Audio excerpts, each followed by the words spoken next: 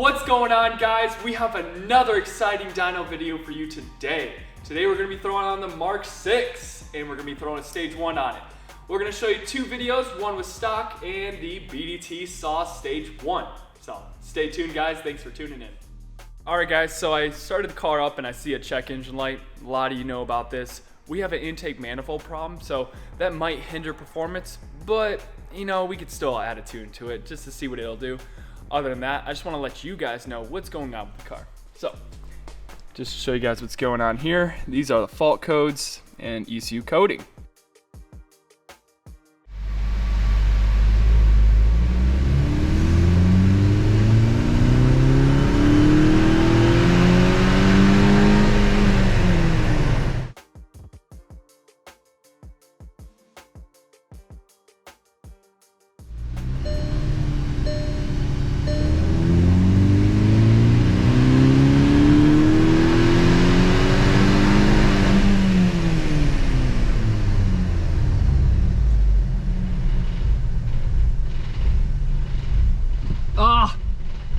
We blew the boost hose off, guys. All right, guys, we have a boost leak. First pull. That did not take long. Actually, look. Oh, boys, let's check it out. All right, guys. Well, that was the first leak. Oh, that's coming right. Oh my gosh. All right, so. As you guys can tell, BDT doesn't break cars. BDT finds your weakest link every time. Right here, if you didn't know anything about a car, you would be like, what the heck? Because watch this, guys. I'm gonna go try to start this car with it like this, because that's the way it was. Now watch this. A typical customer is not gonna be happy because he remember, he just did a pull and he was like, oh my God, that power is insane. And then you see the dyno graph, look right here. See on the video? We dropped power massive. Something was going down. So check this. On the new cars with the MED17 ECUs, they hate boost leaks. Hate them. Watch this. Stalls. As you guys saw in the video, we came to an idle. It was, what the heck's going on? Well, we probably pissed a lot of things off here. So we're gonna have to jerry rig this up a little bit here. Goes to show, we find every weakness, guys. We're adding power to your car, we're adding boost. We're up to 16 to 18 PSI, not that weak 8 to 10 PSI stuff, so. All right, so what we're trying to accomplish is keeping this pulled this way. How are we gonna do that? Well, we need to get this onto something sturdy here. I really like how this coil packs right there. Let's see if we can. I do not recommend this. I recommend getting a part and doing it properly, but right now it's on the dyno. I have no other choice. Tie that. So now we have something to pull. We're going like this.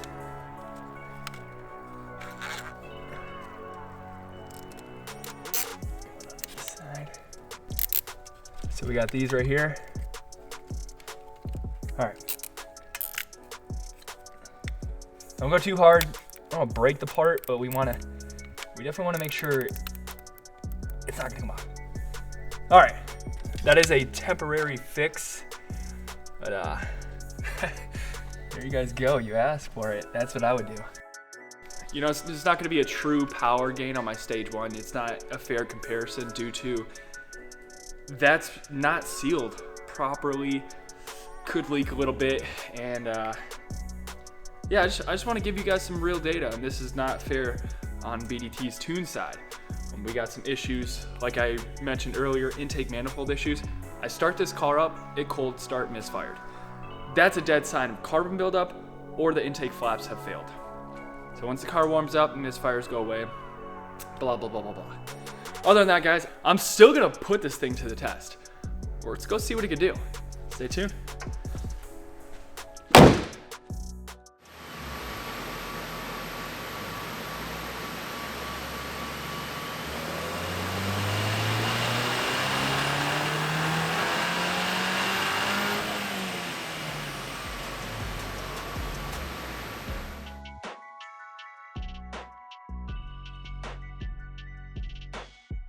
All right, guys, I have a perfect example of a bad PCV unit for you guys. You saw earlier in the video, it popped off, but it gets worse. It may have popped off, it's actually bad. How to verify that? Let's show you real quick. Start your car up, make sure it's warm, idling. Let's go from there.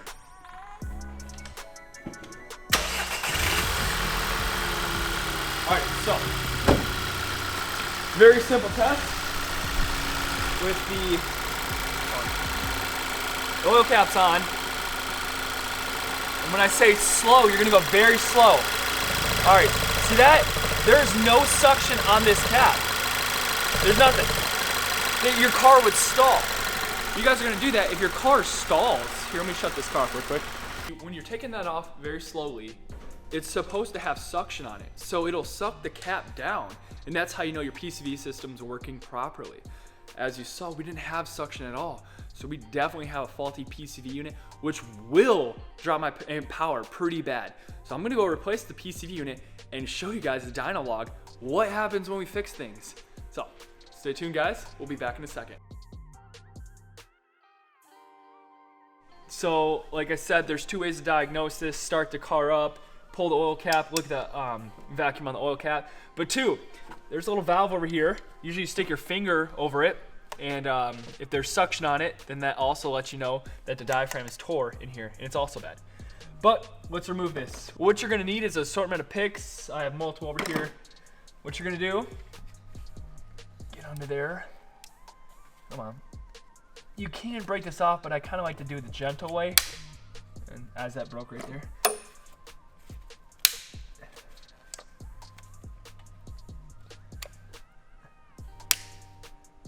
I'm gonna break it, to be honest with you guys. It's a little easier that way. Pull that off. This thing is on there. All right. That's the way it looks. Ooh, it smells pretty raunchy. I mean, I can't tell you if that was a rip from me or if there was a rip already, but sometimes there's not a rip. But honestly, I've replaced these without a rip, and it has fixed the car. So, just to let you guys know when you do visually inspect this. All right, so line this thing up like that.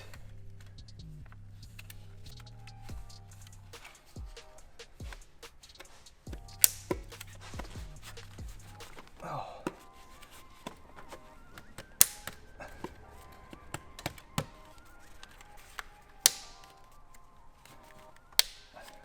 Guys, just make sure that all these clips have fully seated.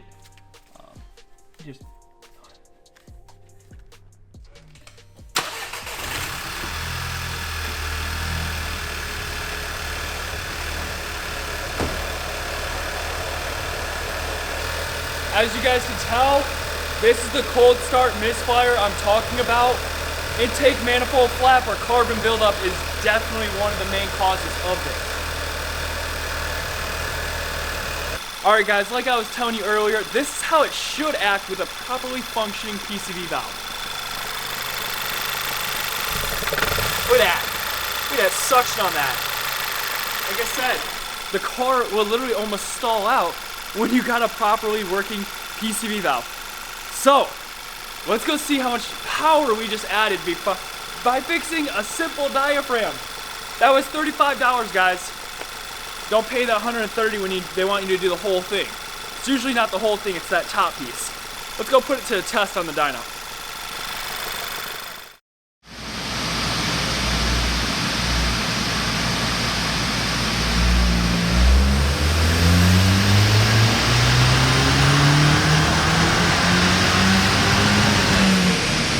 Look at that! I'm telling you guys, the PCV valve is power. Look at that.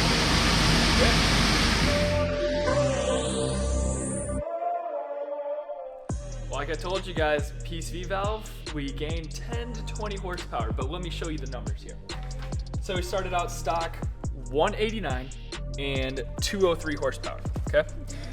Then the second run, we came up to 257 horsepower, or yeah, was it? No, foot-pounds of torque, 237 horsepower.